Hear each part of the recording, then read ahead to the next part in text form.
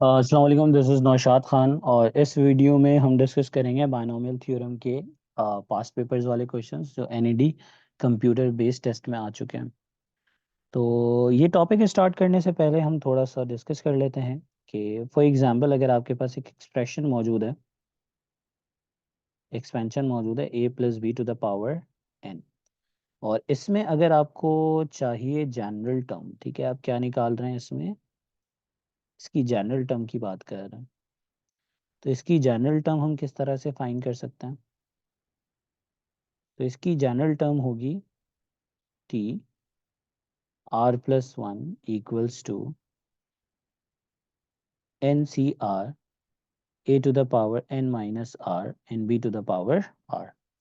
यहाँ पर एन जो है वो इंडेक्स है जो पावर मौजूद है एक्सपेंशन पर।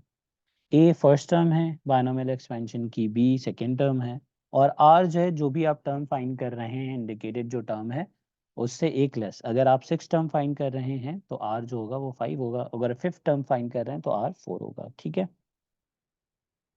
अच्छा, अब इसके बाद और क्या चीज़ें हैं इसमें? तो इसमें मिडिल टर्म हम किस तरह से निकालेंगे? फॉर एग्जांपल आपने फाइंड करना है इसमें मिडिल टर्म। तो मिडिल टर्म अगर आपने फाइंड करना है तो उसके लिए सबसे पहले हम निकालेंगे आर, और आर निकालने का क्या फॉर्मूला होगा? N divided by two. ठीक है। अब इसकी एग्जांपल ले लेते हैं, कुछ एग्जांपल ले लेते हैं कि आपने फॉर एग्जांपल फाइंड करना है, आपने फाइंड करना है middle term of the expansion a plus B to the power 10। ठीक है। मिडिल टर्म आपने निकालना है, मिडिल टर्म कैसे निकालेंगे? तो उसके लिए सिंपली आपने क्या काम करना है, आपको n पता है, n क्या है 10, तो आप लिखेंगे 10 डिवाइडेड बाई टू, और r जो है वो 5 आ जाएगा। जब r आपको 5 मिल गया तो टर्म दरअसल कौन सी होगी? मिडिल टर्म होगी t6। t6 is middle term. ठीक है। एक और एग्जांपल देख लेते हैं। फॉर एग्जांपल आपके पास, आपको फाइंड करना है middle term of the expansion of a plus b to the power um,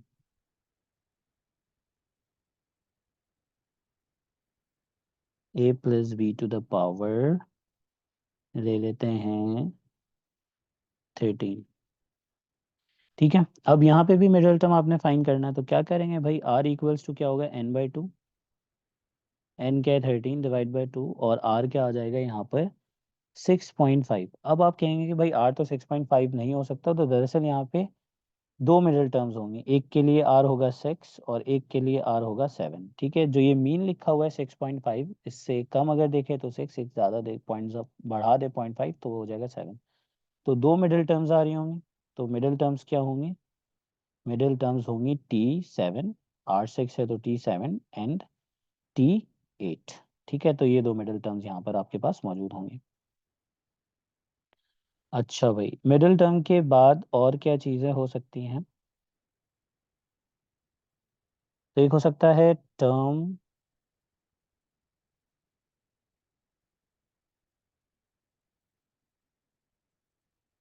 independent of X. ठीक है। टर्म इंडिपेंडेंट ऑफ एक्स किस तरह की एक्सप्रेशन में हम फाइंड कर रहे होते हैं? तो उसमें बेसिकली दरअसल आपके पास जो बायनोमियल एक्सपेंशन होता है वो किस तरह का होता है? उसमें होता है X to the power alpha plus one over X to the power beta, और यहाँ पे इंडेक्स एन मौजूद होगा। यहाँ पर आप आर की वैल्यू कैसे निकालेंगे? तो यहाँ पर आर फाइंड करने के लिए हम क्या करते हैं? N alpha divided by alpha plus beta. ठीक है। तो इससे हम आर की वैल्यू निकाल लेंगे, और आर जब हमें मिल जाएगा तो हम इजीली जो है निकाल सकते हैं जो भी टर्म आप निकाल रहे हैं। आर अगर 5 आ गया तो six term and so on. अब इसमें एक और पॉसिबिलिटी है, और एक और तरह के सवाल आते हैं कि आपने फाइंड करना है for example coefficient of x to the power m in expansion a plus x to the power n। ठीक है, तो इस तरह के एक्सपेंशन में x to the power m हम किस तरह से फाइंड करेंगे, इसके लिए r तो वो देख लेते हैं। तो जनरली हमारे पास अगर एक्सपेंशन में डिस्कस करूं तो किस तरह की एक्सपेंशन होती है, अगर मैं 1 + x की बात करता हूँ, 1 + x to the power n क्या होता है, 1 + n x, फिर उसके बाद n (n-1) divided by 2 factorial x² plus n(n-1) n-2 divided by 3 factorial x³ n plus dot dot dot. ठीक है, अच्छा अब यहाँ पे ख़ास बात क्या नज़र आ रही है, ख़ास बात ये नज़र आ रही है यहाँ पर कि अगर मैं यहाँ पे सेकेंड टर्म देखूँ तो सेकेंड टर्म पे पावर क्या है 1, थर्ड टर्म पे पावर है 2, फोर्थ टर्म पे पावर है 3।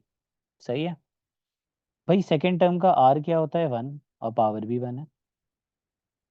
थर्ड टर्म का आर क्या होगा 2, एक लेस होता है, ठीक है, आर क्या होता है लेस 1 कर देते हैं फ्रॉम द टर्म। सही है, तो सेकेंड टर्म है तो आर 1 होता है, पावर भी 1 नज़र आ रही है। थर्ड टर्म है तो आर 2 होता है और पावर भी 2 नज़र आ रही है। फोर्थ टर्म है और आर 3 होता है, पावर भी 3 नज़र आ रही है। ठीक है, तो इसका मतलब जो पावर दरअसल नज़र आ रही है वही आर होगा। ठीक है, जो भी आपको पावर नज़र आती है वही आर होगा। फॉर एग्जाम्पल अगर मैं यहाँ पे लिखूँ, अगर आपको बताना है टर्म, अगर आपको बताना है term containing x³ n expansion of 4 plus x to the power 7। ठीक है, तो इसमें दरअसल क्या होगा, अगर x टू द पावर 6 है तो इसका मतलब ये टर्म कौन सी होगी 4 और इसका r क्या है 3 ही होगा। सही है, तो इस तरह से हम निकाल रहा हूँ मैं, तो हम स्टार्ट कर लेते हैं क्वेश्चंस। तो सबसे पहला सवाल है यहाँ पर सिक्स्थ टर्म निकालनी है। तो अगर हमें सिक्स्थ टर्म निकालनी है तो इसका सही है, हमें क्या फाइंड करना है T6 फाइंड करना है। तो इसका R क्या हो जाएगा, इसका R हो जाएगा 5। यहाँ पर A क्या गिवन है 2 है और B क्या गिवन है x डिवाइडेड बाई 2 और इंडेक्स यहाँ पर गिवन है 9। फॉर्मूला क्या होता है भाई, फॉर्मूला होता है NCR A to the power n minus r and B to the power r। अच्छा भाई, यहाँ पर n क्या है, n 9 है, 9c और r क्या है 5 है, 9c 5। ए क्या गिवन है 2 है और 9 - 5 और बी क्या गिवन है x डिवाइडेड बाई 2 और इसके ऊपर पावर क्या है r विच इज 5। ठीक है भाई, 9c5 की वैल्यू अगर मैं निकालता हूँ 9c5, तो 9c5 आता है 126 और यहाँ पे 2 के ऊपर पावर क्या बच जाएगी 9 - 5 इज 4 और इधर x के ऊपर पावर 5 और 2 के ऊपर पावर 5। तो अगर मैं देखूं तो ये पूरा कैंसिल हो जाएगा, यहाँ पे पावर जस्ट 1 बच जाएगी और फिर 126 डिवाइड बाई 2 अगर हम कर दें तो बन जाएगा 63। So 63 to the power x to the power 5। तो कौन सी ऑप्शन है करेक्ट, ऑप्शन बी। अगले सवाल पे चलते हैं और सेकेंड क्वेश्चन में कह रहे हैं जीरो फैक्टोरियल क्या होता है भाई, जीरो फैक्टोरियल होता है 1 के बराबर, कैलकुलेटर में लिख के देख सकते हैं, और 1 फैक्टोरियल भी 1 के बराबर होता है, सो ऑप्शन बी। अच्छा अब इसमें क्या पूछ रहे हैं कि भाई कोफिशिएंट ऑफ x5, तो अगेन वही कि अगर आप बात करते हैं 1 + x to the power n की, जिसमें 1 + nx + n(n-1) divided by 2 factorial x² plus n(n-1) n-2 divided by 3 का फैक्टोरियल x³। तो यहाँ पर क्या खास बात होती है, फर्स्ट सेकेंड टर्म के लिए r क्या होता है 1 और पावर भी 1 दिख रही है, थर्ड टर्म के लिए r क्या होता है 2 और पावर भी 2 दिख रही है, और फोर्थ टर्म के लिए r होता है 3 और पावर भी 3 दिख रही है। तो जो पावर मौजूद है वही दरअसल r है। तो भाई इस क्वेश्चन में आर क्या है, इस क्वेश्चन में आर है 5, सो टर्म कौन सी फाइंड कर रहे हैं आप, T6। तो फॉर्मूला क्या होता है भाई, फॉर्मूला होता है एन सी आर ए के power N minus are N B to the power R. अब यहाँ पर अगर हम देखें, n क्या है, n है 12, ठीक है, इंडेक्स जो यहाँ पे मौजूद है बायनोमियल एक्सपेंशन में, ठीक है, दिस इज n 12 है, और r क्या है भाई, r यहाँ पर 5 है, 5 a क्या गिवन है 1 है, और n माइनस r, इसका मतलब 12 माइनस 5, 12 माइनस 5, और b क्या है इधर, b है माइनस एक्स बाय, b है माइनस एक्स बाय 2, और इसके बाद पावर क्या मौजूद है, r 5 आ जाएगा, ठीक है। अब अगर इसको सिंप्लीफाई करें तो 12c5 हमें क्या मिल जाएगा, 12c5 मिल जाएगा 729, और 1 के ऊपर कुछ भी पावर हो वो 1 ही रहेगी,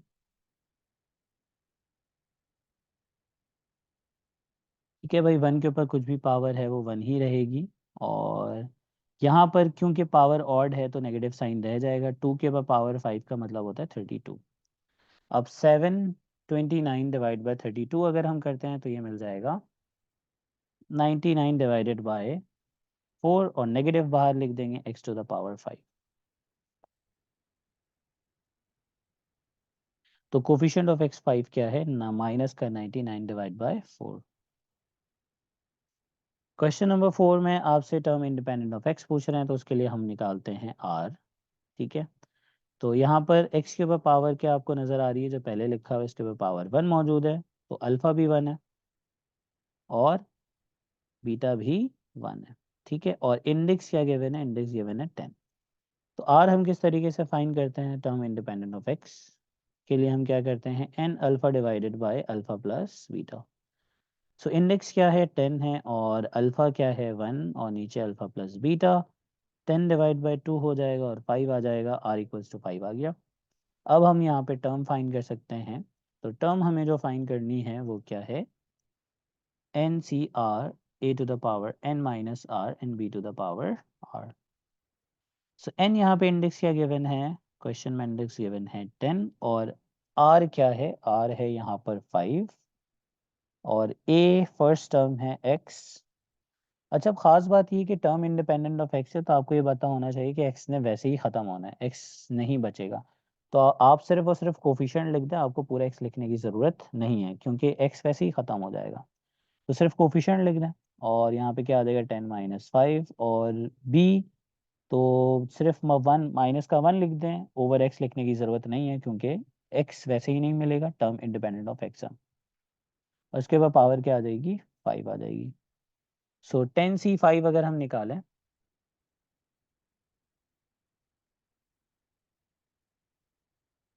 तो ये क्या आ जाएगा 10c5, और ये मिल जाएगा मुझे माइनस का, ठीक है। सबसे पहले तो चले इसको हम एज इट इज़ लिख देते हैं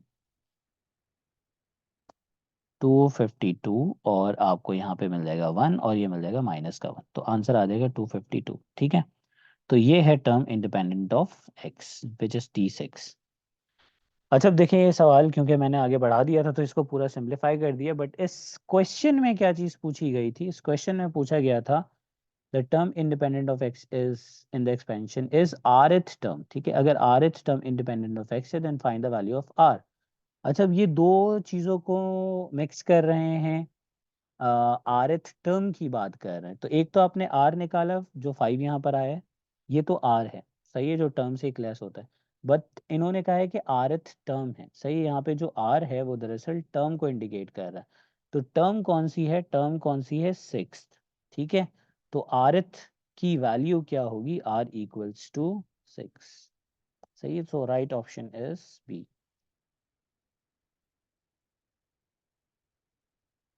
क्वेश्चन नंबर 5 में क्या कह रहे हैं, the middle term in the expansion is, middle term हम फाइंड करने के लिए क्या करते हैं, n डिवाइडेड बाई 2, तो क्या हो जाएगा 7 डिवाइड बाई 2, और 7 डिवाइड बाई 2 करते हैं तो ये आ जाएगा 3.5। तो r की एक वैल्यू होगी 3 और एक होगी 4, सही है। इसका मतलब जो मिडिल टर्म है वो कौन सी टर्म है, T4 होगी और T5 होगी, ठीक है। तो अगर T4 हम फाइंड कर रहे हैं तो T4 फाइंड करने के लिए हम क्या करेंगे, NCR a to the power n minus r b to the power r। n क्या है, 7 है, 7c फोर्थ टर्म है तो R3 होगा। a क्या है भाई, एक्स क्यूब और 7 माइनस 3। b क्या है, माइनस का 1 डिवाइडेड बाई एक्स स्क्वायर और r लिख देंगे। ठीक है, 7c3 की वैल्यू अगर मैं निकालता हूँ 7c3, तो 7c3 आ जाएगा 35 और यहाँ पर एक्स क्यूब के ऊपर पावर आ जाएगी 4 और -1 रह जाएगा क्योंकि ऑड पावर है और 3 2 3 जार 6। तो 35 इंटू माइनस का एक्स, 3 4 जार 12 हो जाएगा और डिनोमिनेटर में क्या एक्स के ऊपर पावर 6, बेसिस सेम है, डिवाइड हो रहा है तो हम कह सकते हैं कि पावर सब्ट्रैक्ट हो जाएगी। तो माइनस का 35 एक्स के ऊपर पावर 12 माइनस 6 इज 6 बच जाएगा। ठीक है, तो ये आपको मिल गई fourth term, -35 to the power 6। ठीक है, अब दूसरी टर्म भी निकालनी है। ठीक है, और वो कौन सी टर्म है, T5।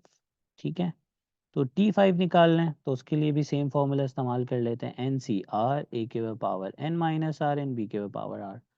n क्या है भाई, n गिवन है इधर 7 7c और फिफ्थ टर्म है तो उसका R4 हो जाएगा। a क्या गिवन है, एक्स क्यूब और इसके ऊपर पावर आ जाएगी 7 माइनस 3, सॉरी 7 माइनस 4, 7 माइनस 4 और b क्या गिवन है, माइनस का 1 ओवर एक्स स्क्वायर और इसके ऊपर पावर आ जाएगी 4। 7c4 की वैल्यू निकालेंगे वो भी 35 आ जाएगी, एक्स के ऊपर पावर क्यूब और इधर क्या आ जाएगा, 7 माइनस 4 इज 3 और इधर -1 दरअसल +1 हो जाएगा क्योंकि पावर है इवन, तो 1 डिवाइडेड बाय 8 आ जाएगा। 35 इंटू एक्स के ऊपर पावर 3 3 जार 9 और यहाँ पर 8, बेसिस सेम है, डिवाइड हो रहा है, पावर सब्ट्रैक्ट हो जाएगी, 9 माइनस 8 इज 1, सो मिल जाएगा 35x। ये आपको कौन सी टर्म मिल गई, फिफ्थ टर्म मिल गई। तो ये दो मिडिल टर्म है, कौन कौन सी मिडिल टर्म है भाई, तो करेक्ट है यहाँ पर, अच्छा यहाँ पे ये लिखा होगा माइनस का 35। ठीक है, तो ऑप्शन बी भी करेक्ट है और ऑप्शन ए भी करेक्ट है, तो हम कह सकते हैं ए एंड बी बोथ। और सिंपल इस क्वेश्चन में आप ये भी लॉजिक लगा सकते हैं क्योंकि आपको पता चल गया था कि दो टर्म्स हैं, तो आप direct A and B both वाला ऑप्शन लगा सकते थे।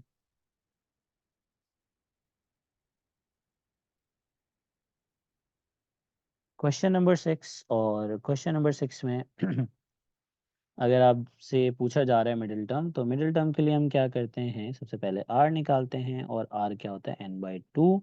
n क्या है इधर 10, 10/2 इक्वल्स टू 5। सही है, तो एक मिडिल टर्म मिलनी है यहाँ पर। फॉर्मूला क्या होता है भाई हमारे पास, NCR, तो फॉर्मूला लगा देते हैं, NCR a के power n minus R B के पावर r। ठीक है भाई, ठीक है, n क्या गिवन है, 10 गिवन है, r क्या होगा 5 है और a है एक्स क्यूब और इसके ऊपर पावर आ जाएगी 10 माइनस 5, b है 1 ओवर एक्स क्यूब और इसके ऊपर पावर आ जाएगी 5। 10c5 की अगर हम वैल्यू निकालें, 10c5 की वैल्यू आ जाती है 252 और इधर आ जाएगा एक्स क्यूब के ऊपर पावर, एक्स क्यूब है उसके ऊपर पावर आ जाएगी 5 और इधर आ जाएगा 1 ओवर एक्स के ऊपर पावर 3 5 15 और ये मिल जाएगा 252 एक्स के ऊपर पावर 15 डिवाइडेड बाय एक्स के ऊपर पावर 15 कैंसिल हो जाएगा और ये अल्टीमेटली आंसर मिल जाएगा 252। सही, तो right option is a, just a है। ठीक है, क्योंकि यहाँ पे एक ही टर्म मिल रही थी।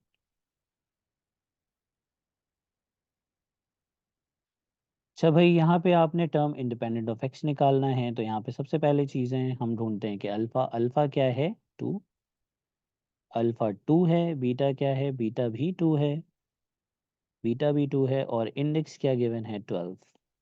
तो आर निकालने का फॉर्मूला क्या होता है, आर निकालने का फॉर्मूला होता है इंडिपेंडेंट ऑफ एक्स में N alpha, alpha plus beta. N क्या है, एन है 12, अल्फा क्या है 2 divided by alpha plus beta. So 24 divided by 4 और ये कितना आ जाएगा 12, 2 और ये आ जाएगा 6। ठीक है, r की वैल्यू मिल गई, तो अब हम सिंपली फॉर्मूला इस्तेमाल कर सकते हैं, N C R A to the power n minus R B to the power r। Index क्या गिवन है, 12 गिवन है, 12c 6, और a के पावर a है एक्स स्क्वायर, और n माइनस आर आ जाएगा, और b है यहाँ पे -2/x², और 12। अगेन यहाँ पर x लिखने की ज़रूरत नहीं थी, टर्म इंडिपेंडेंट ऑफ x है, x वैसे ही कैंसिल होना था, फिर भी चले लिख लिया तो ये कैंसिल हो जाएगा आगे चल के। तो 12c6 अगर निकालते हैं तो ये आ जाता है 924, और यहाँ पर एक्स स्क्वायर और इसके ऊपर पावर क्या आ जाएगी, 12 माइनस 6 है 6, 2 के ऊपर पावर अगर 12 आती है तो ये बन जाता है 4096, पॉजिटिव हो जाएगा क्योंकि पावर इवन है, और एक्स के ऊपर पावर यहाँ पर आ जाएगी 24।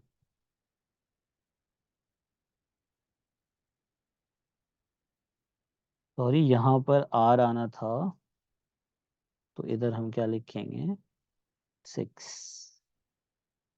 अगर इधर 6 आ रहा है तो ये बन जाएगा 64, और इधर आ जाएगा 12। 924, और इधर x के ऊपर power 12 into 64 divided by x के ऊपर पावर 12।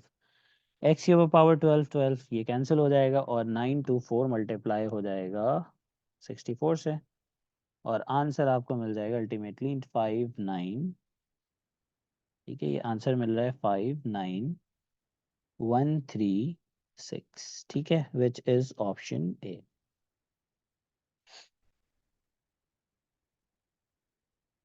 अच्छा, अगर हम बात करते हैं क्वेश्चन नंबर 8 की, तो दरअसल हमारे पास 3 फॉर्मूले हैं, सिग्मा एन नॉट बराबर होता है एन के, सिग्मा एन बराबर होता है N N plus 1 divided by 2 के, सिग्मा एन स्क्वायर बराबर होता है N N plus 1, 2n plus 1 divided by 6, और सिग्मा एन क्यूब बराबर होता है N N plus 1 divided by 2, और इधर होल पावर स्क्वायर। ठीक है, तो यहाँ पर आप क्या कर सकते हैं, यहाँ पर आप फॉर्मूला कौन सा इस्तेमाल कर सकते हैं, तो यहाँ पे फॉर्मूला अप्लाई कर सकते हैं एन स्क्वायर का, और यहाँ पर एन की जगह आप क्या लिखेंगे, 10। ठीक है, तो यहाँ पर आप अगर फॉर्मूला अप्लाई करेंगे एन स्क्वायर वाला, ठीक है, एन स्क्वायर वाला अगर फॉर्मूला अप्लाई कर रहे हैं तो पहले आपने एन लिखना है विच इज़ 10, फिर उसके बाद लिखना है 10 प्लस 1, फिर उसके बाद 2 टाइम्स ऑफ 10, इसका मतलब 20 प्लस 1 डिवाइडेड बाई 6। तो ये क्या आ जाएगा, 10 इंटू 11 इंटू 21 डिवाइडेड बाई 6, और इसको अगर मैं कैलकुलेट करता हूँ तो ये 21 इंटू 11 इंटू 10 डिवाइडेड बाई 6, ये मिल जाएगा 385। ठीक है, ऑप्शन ए। अच्छा, इसका एक सिंपल डायरेक्ट कैलकुलेटर वाला तरीका भी लिख दिया। अगर आप यहाँ पे जो शिफ्ट बटन आपको नज़र आ रहा है, जो ये शिफ्ट बटन आपको नज़र आ रहा है यहाँ पर, अगर शिफ्ट प्रेस करें और शिफ्ट प्रेस करने के बाद ये वाला जो बटन नज़र आ रहा है जिसमें आपको सिग्मा नोटेशन नज़र आ रही है, ठीक है, सिग्मा नोटेशन नज़र आ रही है, तो ये प्रेस करने से आपको सिग्मा मिल जाएगा। फिर उसके बाद आप वैल्यूज़ ये सारी की सारी पुट कर दें इस फॉर्म में, तो आपको आंसर 385 कैलकुलेटर से भी डायरेक्ट यही वाला मिल जाएगा जो आपके पास मैनुअली कैलकुलेट करने से आ रहा है।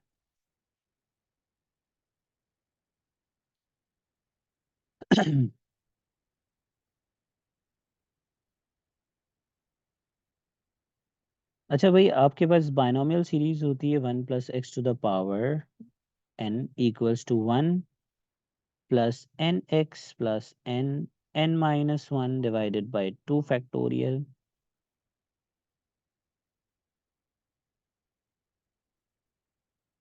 X square plus dot dot dot. ठीक है। अच्छा, अब इस सवाल में क्या कह रहे हैं, अब यहाँ पे भी देखिए 1 है तो ये बाइनोमियल सीरीज में हम इसको एक्सपेंड कर सकते हैं। इसमें कह रहे हैं second term is and third term are equal, तो सेकेंड टर्म और थर्ड टर्म क्या है, इक्वल है, तो इन दोनों को इक्वेट कर देते हैं। तो हम इक्वेट अगर करते हैं तो N X equals to N N minus 1 2 factorial X square. अब इससे फ़ायदा क्या हो रहा है भाई, एक n कैंसिल हो गया और एक x कैंसिल हो गया, 1 इक्वल्स टू आपको मिल गया n-1 डिवाइडेड बाई 2x। ठीक है, 2 को इधर लाकर मल्टीप्लाई कर दें और यहाँ पे क्या आ जाएगा n-1 इंटू एक्स। अब यहाँ पर अगर आप देखें जो आपके पास एक्सपेंशन गिवन है वो क्या है, 1+1/4 टू द पावर n। तो यहाँ पर x क्या है, बेसिकली x है यहाँ पे 1/4। तो आप इधर क्या लिख सकते हैं, आप इधर 2 लिखें, n-1 लिख दें और x की जगह क्या लिख दें 1/4। अब क्या हो सकता है, 4 इधर आके मल्टीप्लाई हो जाएगा, 8 हो जाएगा और n-1 और ये क्या आ जाएगा 1+8 n इक्वल्स टू 9।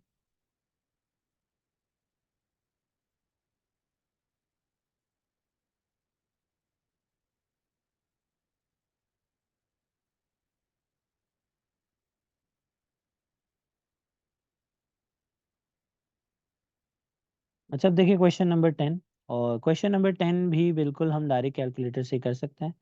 और डायरेक्ट कैलकुलेटर से हम इसको किस तरह से कर सकते हैं, तो जो भी आपके पास यहाँ पर एक्सप्रेशन गिवन है उसको आप कैलकुलेटर में लिख लें। और वही तरीका है कि ये जो सिग्मा है ये लिखना आपने, ये कैसे मिलेगा, शिफ्ट दबा के मिल जाएगा और फिर ये पूरी एक्सप्रेशन लिख दें, आपको आंसर मिल जाएगा 50/51।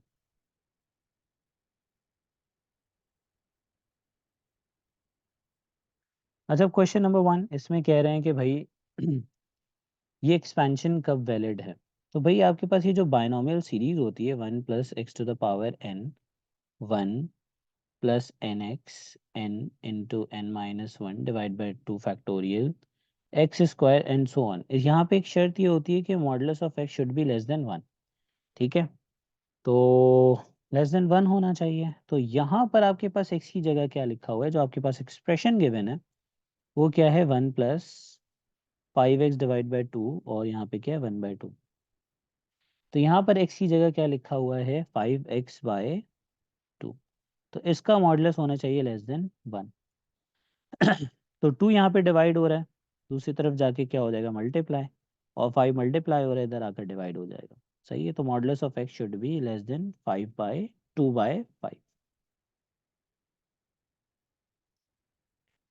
अच्छा अगला सवाल जिसमें आपने बताना है कोफिशिएंट ऑफ एक्स क्यूब। और इस तरह की एक्सपेंशन में मैंने आपको बताया कि दरअसल जो एक्स के ऊपर पावर है वही आर होता है। तो यहाँ पर आर क्या है भाई, आर इक्वल्स टू 3 है। तो भाई सिंपली आप किस तरह से निकाल सकते हैं, एन सी आर ए के power n-r B to the power R. N क्या है 7 है, आर 3 है और ए क्या है 3 टू द पावर 7-3 बी के ऊपर पावर आर, इसका मतलब एक्स के ऊपर पावर 3। 7c3 निकाल लेंगे, 7c3 आपको मिल जाएगा 35 इंटू 3 के पावर 4 और इंटू एक्स क्यूब। सो 35 इंटू 81 बन जाएगा ये 2835 x³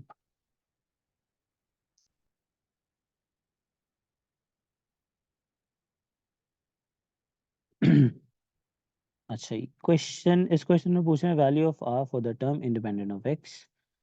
ठीक है, इसके लिए भाई वैल्यू ऑफ आर क्या होगी, तो आर की वैल्यू हम कैसे निकालते हैं, N alpha over alpha plus beta. इधर अल्फा क्या है 1, बीटा क्या है 1 और इंडेक्स क्या है 12। ठीक है, तो ये सारी चीज़ें आपके पास गिवन है, तो आप इसमें पुट कर दें। एन क्या है भाई 12 है, अल्फ़ा 1 है, बीटा 1 है, तो ये 12 डिवाइड बाय 2 आ जाएगा और 6 आ जाएगा। सो आर की वैल्यू इज 6। लेकिन अगर यहाँ पे बात की गई होती rth टर्म की, तो यहाँ पर दरअसल ये nth टर्म को इंडिकेट कर रहा है। तो टर्म की बात होती तो आप कहते कि ये 7 है और आप यहाँ पे 7th लिखते हैं। ठीक है, बट खैर इधर सिंपल सिंपल आर की वैल्यू पूछी गई है तो वो वही आएगा। अच्छा ये वही पुराना वाला सवाल रिपीट हुआ है, आर एच टर्म और आर की वैल्यू 7 आ रही है क्योंकि यहाँ पे आर एच टर्म पूछा गया। अच्छा middle term of the expansion, middle term निकालने के लिए हम क्या करते हैं, आर होता है n/2, n क्या है 7 और 7/2 कर रहे हैं। 3.5 है, इसका मतलब आर की एक वैल्यू 3 और एक आर की वैल्यू 4, इसका मतलब टर्म कौन सी है, फोर्थ एंड फिफ्थ। सही है, fourth and fifth term, option B. Coefficient of x5 पूछ, फिफ्थ टर्म का कोफिशिएंट पूछ रहे हैं, कोफिशिएंट ऑफ फिफ्थ टर्म। तो बस T5 निकालना है, T5 निकालना है तो उसका R क्या होगा, 4 होगा। जनरल टर्म का फॉर्मूला क्या है, एन सी आर, ए के power n minus R, B के पावर r। n क्या है, 12 है, 12c4। a क्या है, 1 है, 12 - 4, और b के पावर क्या हो जाएगी, r which is 4।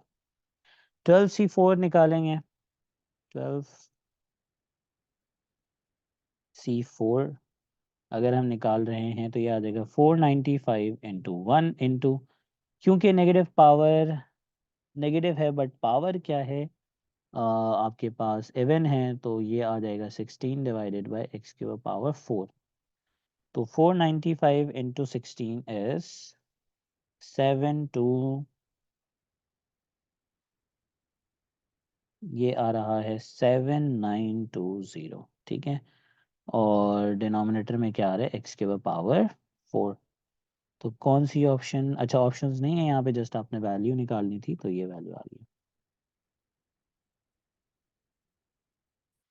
Coefficient of term involving x5 का मतलब क्या है, यहाँ पे जब कोफिशिएंट ऑफ x5 पूछते हैं तो इसका मतलब अ, यहाँ पे जो भी टर्म होगी x के ऊपर पावर 5 है, तो दरअसल पावर ही जो है वो r होता है, तो r इक्वल्स टू 5, ठीक है।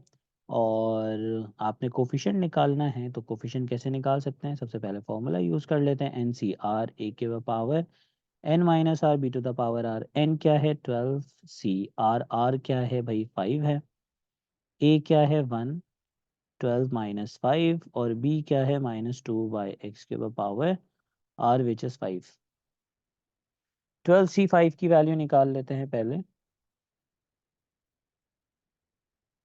12c5 आ रहा है 7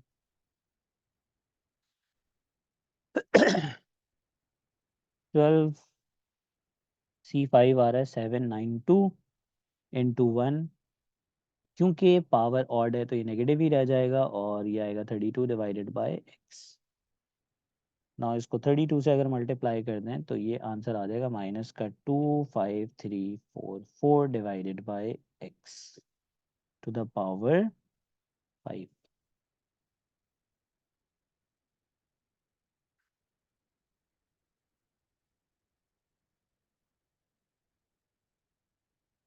अच्छा, इस क्वेश्चन में थोड़ी सी गलती ये है कि इस सवाल को कुछ इस तरह से मौजूद होना चाहिए था, 1 माइनस एक्स डिवाइडेड बाई 2, और इसके पावर 12 होनी चाहिए थी, तो फिर ये सवाल सही हो जाता। और यहाँ पर आप क्या लिख देते हैं, -x/2, और इधर क्या आ जाता,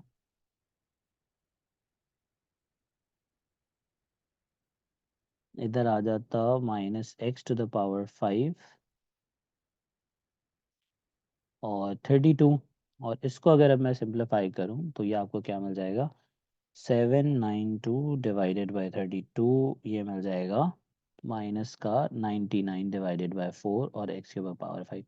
अच्छा, इस तरह का हम सवाल पहले कर चुके थे, इसका कोफिशिएंट क्या है, माइनस का 99/4। अच्छा, ये एक फैक्टोरियल एक्सपेंशन से रिलेटेड सवाल है।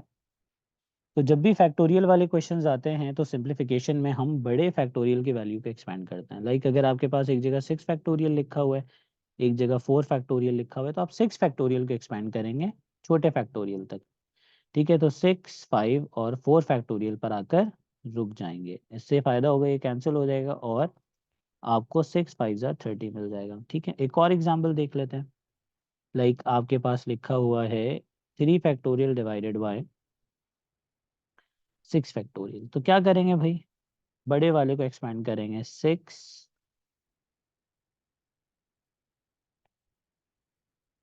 बड़े वाले को एक्सपेंड करेंगे 6, 5, 4, 3 फैक्टोरियल, इसको कैंसिल कर देंगे और इसको मल्टीप्लाई कर देते हैं, तो भाई क्या आ जाएगा, 4 × 5 = 20, और 20 × 6 = 4, 5 and 6, ये आ जाएगा 120। ठीक है। तो इसी तरीके से अगर मैं क्वेश्चन नंबर 1 को देखूं, तो क्वेश्चन नंबर 1 को सिंप्लीफाई करने के लिए जो बड़ा फैक्टोरियल है वो आपको नज़र आ रहा है कि n+1 factorial divided by n-1 factorial. n+1 बड़ा है तो आप इसको एक्सपेंड करेंगे और n-1 तक आएंगे, तो पहले n+1 फिर इससे एक कम करें तो n, फिर इससे एक कम करें तो n-1 फैक्टोरियल, और नीचे क्या है भाई n-1 का फैक्टोरियल, कैंसिल हो जाएगा और आपके पास क्या बच जाएगा n इंटू n+1। ठीक है, तो ये इसका आंसर। अच्छा, हमने यहाँ पे बायनोमियल के भी सवालात कर लिए हैं, तो इंशाल्लाह नेक्स्ट वीडियो में फिर हम नेक्स्ट टॉपिक को डिस्कस कर रहे होंगे। तब तक के लिए अल्लाह हाफिज़।